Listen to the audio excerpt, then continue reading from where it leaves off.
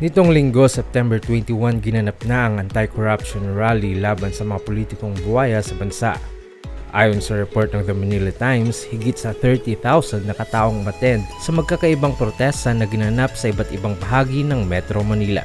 Kabilang sa mga nakilahok sa naturang protesta laban sa mga kurakot na pinangalan ng Trillion Peso March ay ilang kapuso celebrities na sawa na sa bulok na sistema. Pinangunahan ni Kapuso Primetime King Dingdong Dantes at TikTok rock star Kim Atienza ang Run Against Corruption sa Makati, kung saan ay dinaluhan ito ng iba't ibang celebrities katulad nila Benjamin Alves, Dasuri Choi, ang magkasintang Kim Molina at Gerald Napoles, pati na rin ang Encantadia Chronicle star na si Faith De Silva.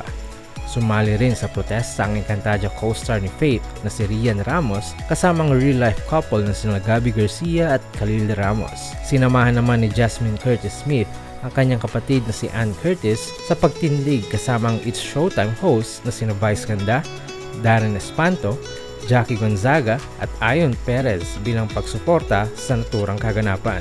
Nakita rin sa rally ang ilang sparkle artists katulad ng PBB Collab Kapuso Big Winner na si Mika Salamanca, Batang Real Star Rahil Biria, David Licauco, Dustin New, at maging si Carla Abellana na tinaguriang call-out queen matapos laging bumaboses sa mga katiwaliang ginagawa ng gobyerno.